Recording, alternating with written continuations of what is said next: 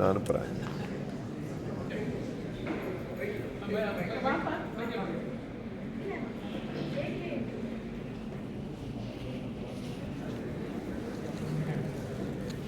சபைக்கு வணக்கம். வணக்கம் ஐயா. நீங்கள் முன்னாள் ஜனாதிபதி நாராயணன் சார் கிட்ட அந்த ஒரு டைரி கொடுத்தீங்களே, யாரெல்லாம் கடன் 1 கோடிக்கு மேலே வாங்கியிருக்காங்களோ, அதுலேருந்து ஏதாச்சும் ஆக்ஷன் எடுக்கப்பட்டது? அத்தனை பேர் நீங்கள் அவ்வளோ உழைத்து அவ்வளோ புத்தகத்தோடு வெளியிட்டு அதை கொடுத்து நீ எதாவது ஆக்ஷன் எடுத்தாங்க? யாராச்சும் ஒருத்தர் மேலே ஏதாச்சும் ஆக்ஷன் எடுத்தாங்களா? அது எடுத்திருக்காங்க. கிங்ஃபிஷர் மல்லையா 8000 கோடி ரூபா கொடுக்கணும். அவர் பேர் போட்டுக்கணும். நாங்கள் கொடுத்த பிறகு நடவடிக்கை எடுத்து அவர் கோவாவில் ஒரு பெரிய மாளிகை இருக்குது, அந்த மாளிகை ஏலத்துக்கு போட்டு என்ஃபோர்ஸ்மெண்ட் டிபார்ட்மெண்ட்டில் அந்த 8000 கோடியை இப்போ பேங்க்கில் வந்து அரசாங்கம் கட்டி வச்சுருக்காங்க. ஆனால் அவர் லண்டனில் இருந்துக்கிட்டு இல்லை அப்படின்னு சொல்லிகிட்டு இருக்கிறார். ஆனால் பணம் வந்து 8000 கோடி ரூபா பேங்க்கு வந்திருக்கு. இது ஒரு எக்ஸாம்பிள் கேட்டிங்க, ஒரு எக்ஸாம்பிள். ரெண்டாவது, இது மாதிரி ஏமாத்துறாங்கன்னு சொன்னதுனால அது நடவடிக்கை எடுக்கிறதுக்காக சட்டங்களை கொஞ்சம் மாற்றிருக்காங்க. ஆனால் சட்டம் இன்னும் முழுமையாக நமக்கு ஃபேவரபிளாக இல்லை. ஆனால் சட்டங்கள் கொஞ்சம் கொஞ்சமாக மாற்றிக்கிட்டே வராங்க. ரெக்கவரி இதெல்லாம் புது சட்டங்களாக வந்துக்கிட்டே இருக்குது அந்த புத்தகம் போட்ட பிறகு.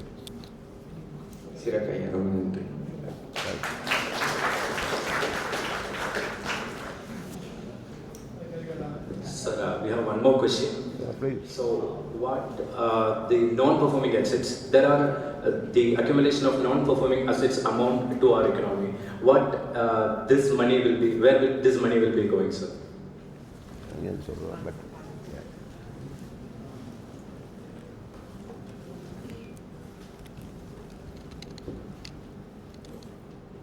பேங்க் லோன் வந்து அசெட்ஸ்.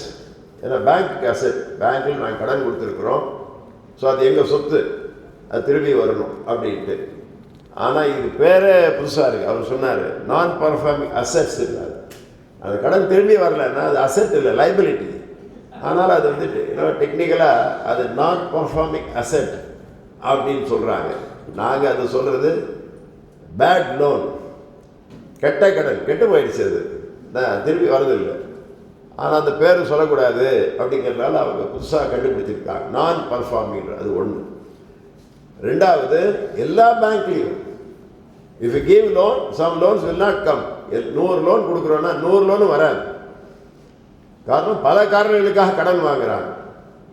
இப்போ வீடு வாங்கணும்னு ஒருத்தர் வாங்குறாரு, அவர் எப்படி கொடுக்குறோம்? அவர் என்ன வேலையில் இருக்கார், எவ்வளோ சம்பளம், அவர் 20 வருஷத்துக்கு திருப்பி கொடுப்பாரா அப்படின்னு கொடுக்குறோம். அது திடீர்னு அவர் வந்து வேலை போயிடுச்சு, இல்லை கொரோனா காலத்தில் பார்த்து 2 வருஷம் வந்து சம்பளமே இல்லை, அப்போ எப்படி கட்டியிருப்பார்? அப்போ அந்த கடன் போயிடுது. அப்போது இதெல்லாம் புரிஞ்சு கொள்ள முடியும். இதில் சில பேர் உற்பத்தி தொழிற்சாலை வச்சுருக்கிறாங்க, ஆனால் தொழில்நுட்பமே இப்போது சைக்கிள் டயர், கார் டயர், இதெல்லாம் டெக்னாலஜியாக மாறிக்கிட்டே இருக்கு. ஸோ இந்த டெக்னாலஜி மூலமாக நான் உற்பத்தி செய்கிறேன்னு ஒருத்தர் கடன் வாங்கியிருக்கிறார் 100 கோடி. டெக்னாலஜி மாறிடுச்சுன்னா அந்த தொழில் வந்து போயிடும், அப்போ அந்த பணம் வர, அது புரிஞ்சு கொள்ள முடியும். ஆனால் என்ன கவலையான விஷயம்னா சில லோன் வராது, பரவாயில்ல, அதுக்காக நாங்கள் லாபத்திலிருந்து அதை வந்து கட்டிடுவோம்.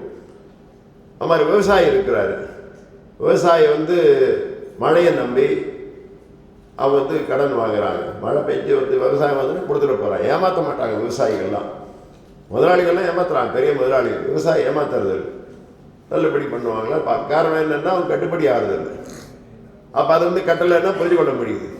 ஆனால் எங்கே பிரச்சனைன்னா வசதி இருந்தும் லாபம் இருந்தும் வேண்டுமென்றே திருப்பி செலுத்தாதவங்க பட்டியல் தான் இப்போ ரிசர்வ் பேங்க்லானால வில்ஃபுல் டிஃபால்ட்டர்னு வச்சுருக்கிறாங்க. அதுதான் ரொம்ப கவலையான விஷயம். போன வாரம் கூட இப்போ பார்லிமெண்ட் நடந்துக்கிட்டு இருக்கு. அந்த பார்லிமெண்ட்டில் இப்போ கவர்மெண்ட்டில் பதில் சொல்லியிருக்கிறாங்க, இந்த வில்ஃபுல் டிஃபால்ட் அது அதிகமாகிக்கிட்டே இருக்குது அப்படின்ட்டு. இதை வந்து வில்ஃபுல் டிஃபால்ட் அப்படின்னு சொல்கிறது வேண்டுமென்றே கொடுக்காது, அவங்க நடவடிக்கை எடுக்கணும். நம்ம கேட்டுக்கிட்டு இருக்கிறோம். ஒன்று, கிரிமினல் நடவடிக்கை எடுக்கும். பேங்க்கில் நீங்கள் பணம் கட்டலை அப்படின்னு சொன்னால் அவங்க மேலே சிவில் கேஸ் போடுறோம். 2 விதமான கேஸ் இருக்குது, சிவில் கேஸு, இன்னொன்று தைரியமாக சொல்லுங்கள், டீச்சர் இருக்காங்க, பயப்படாதீங்க, சொல்லுங்கள், தப்பாக சொன்னாலும் ஒன்றும் சொல்ல மாட்டாங்க. சிவில் கேஸு, கிரிமினல் கேஸ், இதெல்லாம் சிவில் கேஸ். அப்போ சிவில் கேஸ் நடந்துக்கிட்டே இருக்கும். இப்போ நீங்கள் கடன் வாங்கினா உங்கள் பேரில் சிவில் கேஸ் போட்டால் நீங்கள் பயப்படுவீங்க. இப்போ கிங்ஃபிஷர் நான் சொன்னேன், மல்லையா 8000 கோடி கடன் வாங்கினார் மொத்தம் வட்டியெல்லாம் சேர்த்து. அந்த கிங்ஃபிஷர் கம்பெனி மேலே ஒரு சிவில் கேஸ் போட்டிருக்கிறோம். அப்போ யாரை ஜெயிலில் போடணும்? கிங்ஃபிஷர் ஃபேக்ட்ரியை. இது கிங்ஃபிஷர் ஃபேக்ட்ரி, அது ஜெயிலில் போடுங்க. மல்லையா பயப்பட மாட்டார். ஆனால் கிரிமினல் கேஸ் யார் அந்த கம்பெனிக்கு முதலாளி? மல்லையாவா? மல்லையா பேரில் கிரிமினல் கேஸ் போட்டால் 8000 கோடி ஏமாத்திட்டாரு, ஏமாத்தினா ஜெயில், செக்ஷன் 420, அவர் உள்ள தள்ளலாம். அப்போது தனியார்கள் மீது சிவில் கேஸ் போடலாம். ஆனால் பெரிய முதலாளிகள் கம்பெனியில் வாங்குறான்னா கம்பெனி மேரில் கேஸ் சிவில் கேஸ் போடுறாங்க. அதை மாற்றி அது வேணும்னே ஏமாத்துறாங்கன்னு சொன்னால் அவங்க பேரில் நீங்கள் கிரிமினல் நடவடிக்கை எடுக்கணும்னு சொல்கிறோம். இன்னி வரைக்கும் அரசாங்கத்துக்கு ஒத்துக்கல. அவங்க பட்டியல் பேரும் வெளியில் சொல்ல மாட்டேங்கிறாங்க, அவங்க நடவடிக்கை எடுக்காமல் இருக்கிறாங்க. இதன் காரணமாக வங்கியில் மொத்த லாபத்தில் குறைச்சிக்கிட்டே இருக்கிறோம். 2025 மார்ச் மாதம் 3 லட்சம் கோடி ரூபாய் லாபம் பேங்க்களுக்கு. 3 லட்சம் கோடி. அதில் 1,30,000 கோடி ரூபாய் இந்த மாதிரியாக யார் யார் பணம் கட்டலையோ பெரிய முதலாளிகள் அந்த பணத்தெல்லாம் தள்ளுபடி செய்வதற்காக 1,30,000 ரூபா போக, நீங்கள் பேங்க்கில் இப்போ அரசாங்கத்தில் போய் கேட்டீங்க, பேங்க்கில் எவ்வளோ லாபம்னு கேட்டிங்கன்னா 1,70,000 சொல்லுவாங்க. ஆனால் எனக்கு தெரியும், நாங்கள் பேங்க்கில் வேலை செய்கிறோம். போன வருஷம் 12 கவர்மெண்ட் பேங்க் மட்டும் 3 லட்சம் கோடி ரூபாய் லாபம். ஆனால் நீங்கள் கேட்டிங்கன்னா 1,70,000 சொல்லுவாங்க. இங்கே போச்சு 1,30,000 இந்த வராக்கடன் ஒதுக்குவதற்காக. இப்போ பார்லிமெண்ட்டில் போய் நீங்கள் கேளுங்க, வராக்கடன் எப்படி இருக்குன்னா குறைஞ்சிடுச்சு, எங்கள் ஆட்சியினால் குறைஞ்சிடுச்சுன்னுவாங்க. இப்போ 10,000 கோடி ரூபா பணம் வரணும்னு வச்சுங்க, வராக்கடன் அது சொல்லணும். ஆனால் அது பதிலாக லாபத்திலிருந்து ஒரு 5,000 கோடி ரூபா தள்ளுபடி பண்ணிட்டீங்கன்னா வராக்கடன் எவ்வளோ? 10,000ல் 5,000 கோடி பணம் எவ்வளோ? 5,000 கோடி. அவங்க சொல்லுவாங்க நேற்றுக்கு 10,000 கோடி இருந்தது, இன்றைக்கு நாங்கள் ஆட்சிக்கு வந்த பிறகு 5,000 கோடி ஆயிடுச்சு, ஆகவே வராக்கடன் குறையுதுன்னு சொல்லுவாங்க. ஆனால் குறைஞ்சிருக்கா? இல்லை. லாபத்திலிருந்து அதை எடுத்துட்டோம். இதுதான் நடந்துக்கிட்டே இருக்கு. ஆகவே வராக்கடன் இப்போ ரீசெண்டாக சொல்லியிருக்கிறாங்க 20 லட்சம் கோடி வராக்கடன் இருக்கு. ஆனால் அரசாங்கத்தில் நீங்கள் போய் கேட்டீங்கன்னு சொன்னால் பார்லிமெண்ட்டில் வெறும் 1,70,000 கோடி தான் சொல்லுவாங்க. அப்போ நீங்கள் நினைப்பாங்க, ஓ நல்ல ஆட்சி, நல்லா ரெக்கவரி பண்ணிட்டாங்க எல்லாத்தையும். இல்லை, எல்லா லாபத்திலிருந்து நாங்கள் தள்ளுபடி பண்ணிக்கிட்டே இருக்கிறோம். ஆகவே என்பி என்பது ரொம்ப ரொம்ப முக்கியமான பிரச்சனை. ஆனால் இது மக்களுக்கே என்னன்னு புரியுது. மக்கள் நீங்கள் போய் எங்கே கேட்க முடியும்? தகவல் அறியும் சட்டத்தில் கேட்கலாம். உங்களுக்கு எம்பி யாராவது தெரிஞ்சால் பார்லிமெண்ட்டில் கேள்வி கேட்கலாம். தகவல் அறியும் சட்டத்தில் கேட்டிங்கன்னா இன்றைக்கி 1,70,000 கோடி தான் இன்றைக்கு இருக்குது, குறைஞ்சிக்கிட்டே வருது அப்படின்னு சொல்லுவாங்க. பார்லிமெண்ட்டில் கேள்வி கேட்டவங்க இது பதில் கொடுத்துருக்காங்க, என்பிஏ குறைஞ்சிடுச்சு. ஆனால் மொத்தம் என்பிஏ 20 லட்சம் கோடி. அது ஏன் 1,70,000 காமிக்கிறாங்கன்னா மீதி எல்லாம் வருஷம் பணத்தை அது மாதிரி. நான் ஒரே ஒரு வருஷத்துக்கு உங்களுக்கு கணக்கு சொல்லுவேன். ஒவ்வொரு வருஷமும் லாபத்தில் கிட்டத்தட்ட 50-60% லாபம் இந்த வராக்கடனுக்காக ஒதுக்கிட்டே இருக்கிறாங்க. இந்த பணத்தெல்லாம் நம்ம நடவடிக்கை எடுத்து வாங்கி இருந்தால், இப்போ இந்த ஒரு இதாக சொல்றேன், போன வருஷத்துக்கு 3 லட்சம் கோடி லாபம், அதில் 1,30,000 வராக்கடனுக்காக ஒதுக்கிட்டோம். ஆனால் அரசாங்கம் நடவடிக்கை எடுத்து இந்த முதலாளிகிட்ட வாங்கியிருந்தா இன்னும் 1,30,000 கோடி ரூபா லாபம் அதிகமாக இருக்கும்.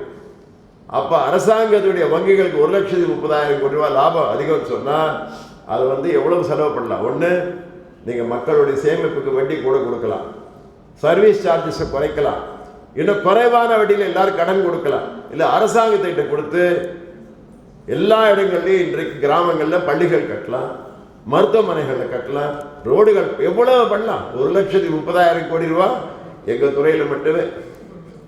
ஆக இந்த வராக்கடன் என்பதுதான் மிகப்பெரிய பிரச்சனை. அதுதான் தாரக சக்கரவர்த்தியை நம்ம மறக்கவே கூடாது. இந்த மாதிரி ஒரு பிரச்சனை இருக்கு. காரணம் அப்போ சொன்னாங்க Indian bank, Indian bank, UCO bank, United bank நஷ்டத்தில் இருந்தது. ஒரு கமிட்டி போட்டாங்க, என்ன பண்ணணும்னு சொல்லிட்டு மூடிடுங்க இந்த 3 பேங்க்கையும்.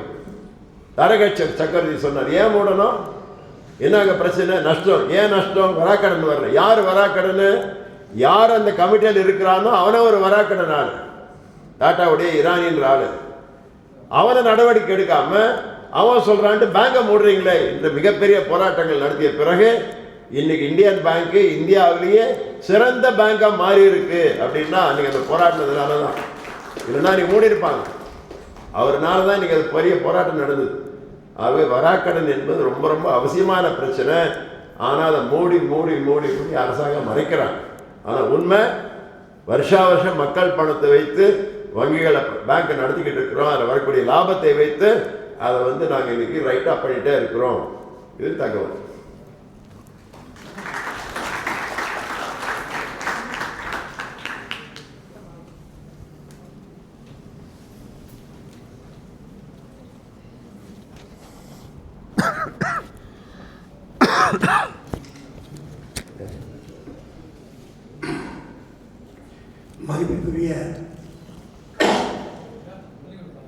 மதிப்பிற்குரிய doctor S Chinnammai, head of the department of Madras university economics department, தோழர் வெங்கடாச்சலம், பொதுச் செயலாளர் அகில இந்திய வங்கி ஊழியர் சங்கம், மற்றும் இந்த இனிய நிகழ்ச்சியிலே பங்கேற்றுக் கொண்டிருக்கக்கூடிய faculty members of the University of Madras, students of economics, research scholars of economics, and comrades from banking fraternity and other guests present in this happy occasion.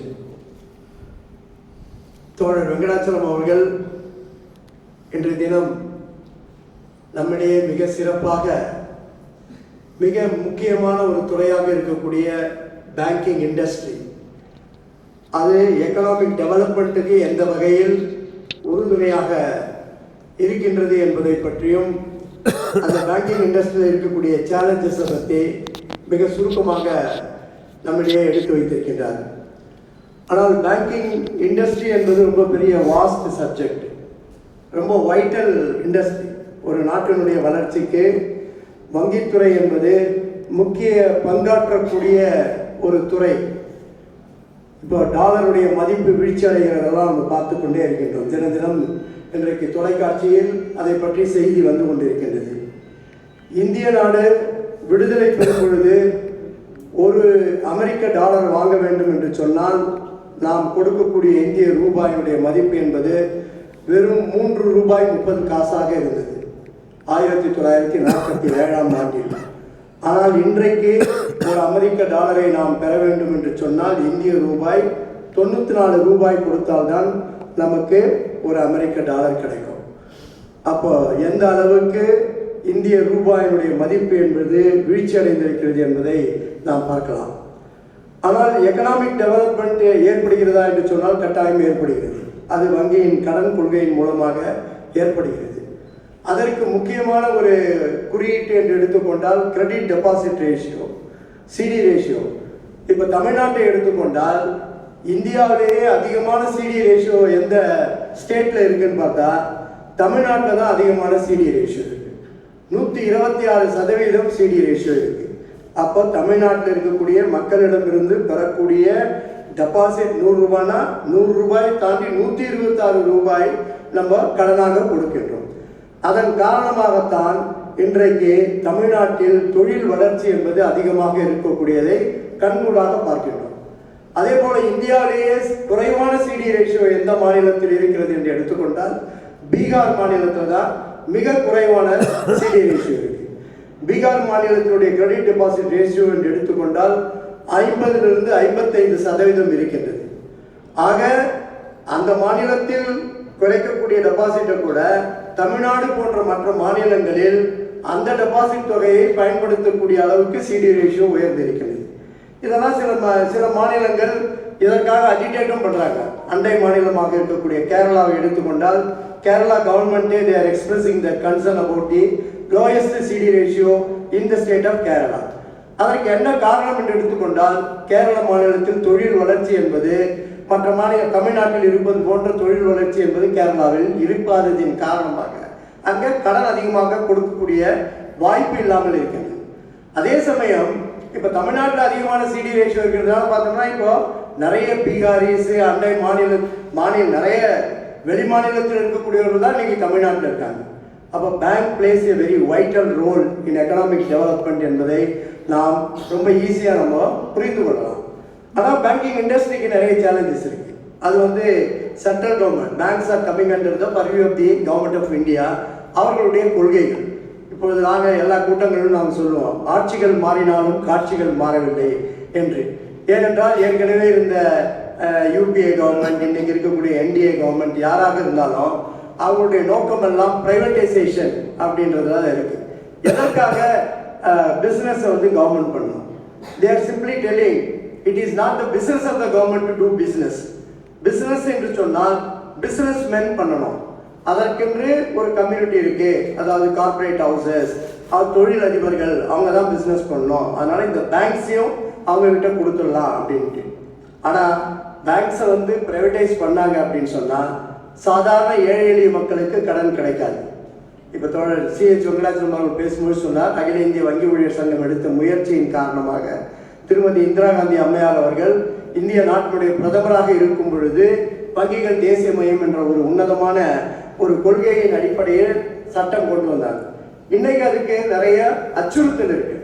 அரசாங்கம் என்ன நினைக்கிறாங்கன்னா, இந்த பேங்க்ஸ் எல்லாம் பிரைவேட் பீப்புள்கிட்ட கொடுத்துருந்தோம். இப்போ HDFC பேங்கை பற்றி குறிப்பிட்டார். நிறைய யங்கர் ஜெனரேஷன் பீப்புள் கூட they are ten towards private sector bank. அது மாதிரி இருக்கக்கூடாது. பொதுத்துறை வங்கியாக இருந்தால் பொது நோக்கு இருக்கும். நம்ம என்ன சொல்கிறோம்னா, நம்ம அகில இந்திய வங்கி ஊழியர் சங்கத்திலிருந்து நாங்கள் திரும்ப சொல்கிறோம், இன்றைக்கு வங்கியில் இருக்கக்கூடிய பணம் என்பது மக்களுடைய பணம்.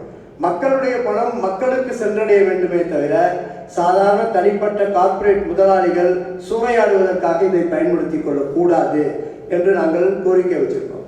அதே சமயத்தில் எங்களுடைய தொழிற்சங்கத்தின் சார்பாக நாங்கள் திரும்ப வலியுறுத்துவதெல்லாம், bank credit should be made a fundamental right. அது தனிப்பட்ட ஒரு உரிமையாக உருவாக்கப்பட வேண்டும். இன்னைக்கு பேங்க் கிரெடிட் அது மாதிரி ஒரு ரைட்டா இல்லை. நம்ம போய் ஒரு கடன் கேட்கணும்னா அந்த பேங்க் மேனேஜர் நினைச்சா கடன் கொடுக்கலாம், இல்லைன்னா கொடுக்க முடியாது, இல்லை அதற்கு மேலே நம்ம சம் பிரிசிபிடேட்டிவ் ஆக்ஷன் எடுக்கலாம். அப்போ இதெல்லாம் பொதுத்துறை வங்கிகளாக இருந்தால்தான் இந்த நிலை நீடிக்கும் என்பதையும் நாங்கள் வலியுறுத்தி கொண்டிருக்கின்றோம். அதே சமயத்தில் எங்களுடைய தொழிற்சங்கத்தின் சார்பாக நிறைய நாங்கள் கேம்பெயின் பண்ணுறோம். இப்போ இந்திய நாட்டிலே பார்த்தீங்கன்னா எந்த நிலைமை யதார்த்தமான நிலைமை என்று சொன்னால், ஒரு பணக்காரன், ஒரு பெரிய முதலாளி ஒரு பென்ஸ் கார் வாங்க வேண்டும் என்று சொன்னால் அவன் குறைந்த வட்டியில் 10% குறைவான வட்டியில் போய் ஒரு வங்கியில பென்ஸ் காருக்கு கடன் வாங்கலாம். அதே ஒரு சாதாரண விவசாயி வாங்கக்கூடிய கடனுக்கு அந்த பென்ஸ் காருக்கு கொடுக்கக்கூடிய வட்டி விகிதத்தை விட அதிகமான வட்டிகள் வங்கிகள் வசூலிக்கக்கூடிய நிலைகள் எல்லாம் இருந்திருக்கின்றன. ஆகவே இதையெல்லாம் எதிர்த்து தொழிற்சங்கங்கள் நடத்தி கொண்டிருக்காங்க. எங்களுக்கு என்ன சந்தோஷம் அப்படின்னு சொன்னா, அகில இந்திய வங்கி ஊழியர் சங்கம்ன்றது it's a trade union with a difference. பொதுவாக தொழிற்சங்கம் என்று சொன்னால் தொழிலாளர்களுடைய உரிமைகளுக்கு மட்டும் போராடக்கூடிய ஒரு அமைப்பாக இருக்கக்கூடிய நிலையில், எங்களுடைய தொழிற்சங்கத்தை பொறுத்தவரையில் நாங்கள் சார்ந்திருக்கக்கூடிய இந்த வங்கித்துறை பொதுத்துறையில் நீடிக்க வேண்டும், இதை தனியாரிடம் ஒப்படைக்கக்கூடாது என்பதற்காக தொடர்ச்சியான போராட்டங்களை நடத்தி கொண்டிருக்கோம். இப்போ எங்களுடைய தொழிற்சங்கத்திற்கு 80 வயதாகிறது. அடுத்த மாதம் ஏப்ரல் மாதம் 19ஆம் தேதியிலிருந்து 22ஆம் தேதி வரையில் 4 நாட்களுக்கு மாநாடு நாங்கள் பெங்களூரில் நடத்துகின்றோம். அதில் குறிப்பாக ஏப்ரல் மாதம் 20ஆம் தேதி என்பது அகில இந்திய வங்கி ஊழியர் சங்கத்தினுடைய ஸ்தாபன தினம்.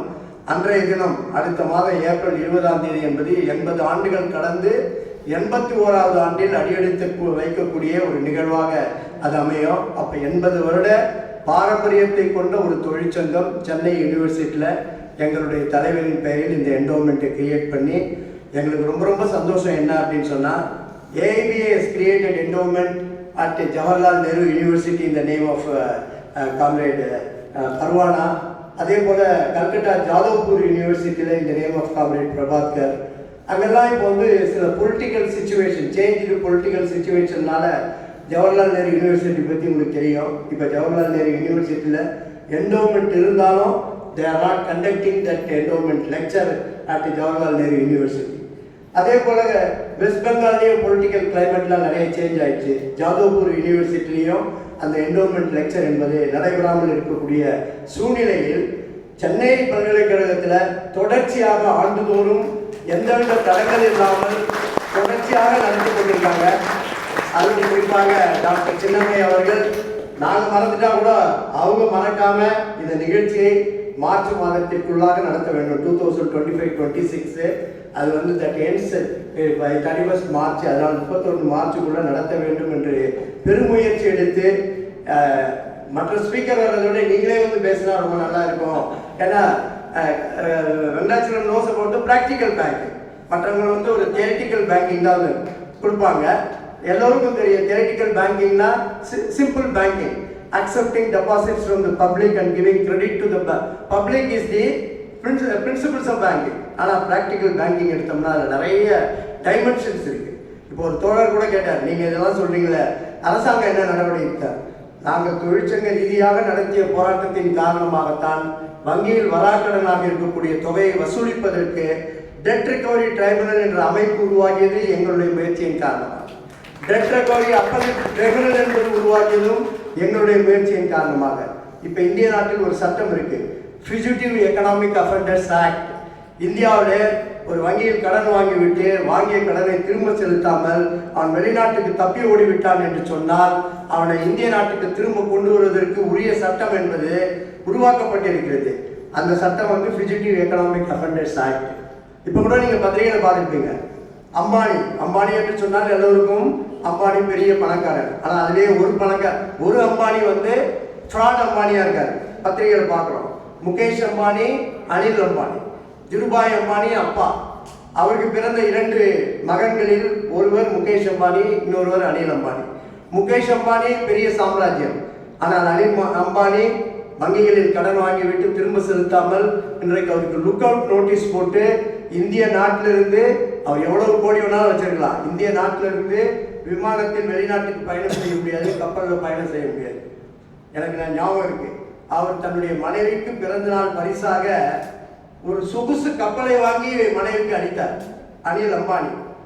ஆனால் இன்றைக்கு அதே அனில் அம்பானி இந்திய நாட்டை விட்டு வெளியே செல்ல முடியாது என்று government of India look out notice கொடுத்துருக்காங்க. காரணம் என்னன்னா, அவர் ஸ்டேட் பேங்க் ஆஃப் இந்தியாவில் வாங்கின 40,000 கோடி ரூபாயை திருப்பி செலுத்தாம அவர் wilful defaulter, it's a fraudulent account அப்படின்னு சொல்லிட்டு கேட்டகரைஸ் பண்ணதுனால போக முடியும். இதெல்லாம் தொழிற்சங்கம் எடுத்த நடவடிக்கையின் காரணமாக இது போன்ற விழிப்புணர்வுகள் நிறைய ஏற்பட்டிருக்கு. நீங்கள்லாம் இளைஞர்கள், மாணவர்கள், உங்களுடைய வேலை வாய்ப்புக்காக எங்களுடைய தொழிற்சங்கம் போராடி கொண்டிருக்கு. நீங்களும் இதை பற்றி எல்லாம் நிறைய அறிந்து கொண்டு இதை பற்றி நிறைய அனலைஸ் பண்ணி நிறைய மாற்றங்கள் ஏற்பட வேண்டும். வங்கித்துறை இப்போ வந்து பேரடைம் ஷிஃப்ட் எல்லா இடத்துலையும் இருக்குது, அதுபோன்று வங்கித்துறையிலும் பேரடைம் ஷிஃப்ட் உருவாக வேண்டும். ஆனால் அது நல்ல டைரக்ஷனில் போக வேண்டும் என்பதற்காக எங்களுடைய தொழிற்சங்கம் பல்வேறு நடவடிக்கைகளை எடுத்துக்கொண்டிருக்கு. அதனுடைய ஒரு பங்காக இது போன்ற மாணவர்கள் மத்தியிலும் எங்களுடைய நிலைமை என்ன என்பதை பகிர்ந்து கொள்வதற்கு ஒரு மிகப்பெரிய வாய்ப்பாக இந்த என்டோமெண்ட்ல லெக்சர் அமைந்திருக்கு. அதுவும் குறிப்பாக அதில் எங்களுடைய சங்கத்தை சார்ந்த பொதுச் செயலாளர் வெங்கடாச்சலம் அவர்களுக்கு ஒரு வாய்ப்பளித்து பேசக்கூடிய ஒரு வாய்ப்பை உருவாக்கிய டாக்டர் சென்னம்மை அவர்களுக்கு எங்களுடைய நன்றியை தெரிவித்துக் கொள்கின்றோம். இது போன்ற நிகழ்ச்சிகள் தொடர்ந்து நடைபெறும். அதற்கு உங்களுடைய முழு ஒத்துழைப்பையும் நல்கி இந்த நல் வாய்ப்பை உருவாக்கி கொடுத்த department of economics, Chennai university அவர்களுக்கும் என்னுடைய நன்றியை தெரிவித்துக் கொண்டு இந்த நிகழ்ச்சியில் பங்கேற்றுக் கொண்டு இருக்கக்கூடிய உங்கள் அனைவருக்கும் அகில இந்திய வங்கி ஊழியர் சங்கத்தின் சார்பாகவும் சென்னை பல்கலைக்கழகத்தினுடைய டிபார்ட்மெண்ட் ஆஃப் எக்கனாமிக்ஸ் துறையின் சார்பாகவும் நன்றியை தெரிவித்துக் கொள்கிறோம். நன்றி, வணக்கம்.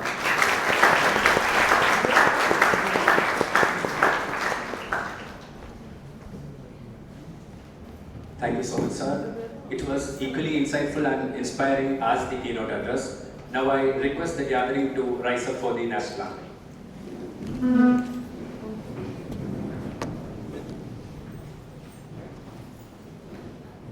Janagana mana adhinayaka jaya he Bharata bhagya vidhata Punjab Sindh Gujarat Maratha Dravida Utkala Banga Vindhya Himachala Yamuna Ganga Uchchara Jaladi Taranga Tava Shubha Name Jage तब शुभ आशीष मागे गाहे तब जय गाथा जनगण मंगलदायक जय हे भारत भाग्य विधाता जय हे जय हे जय हे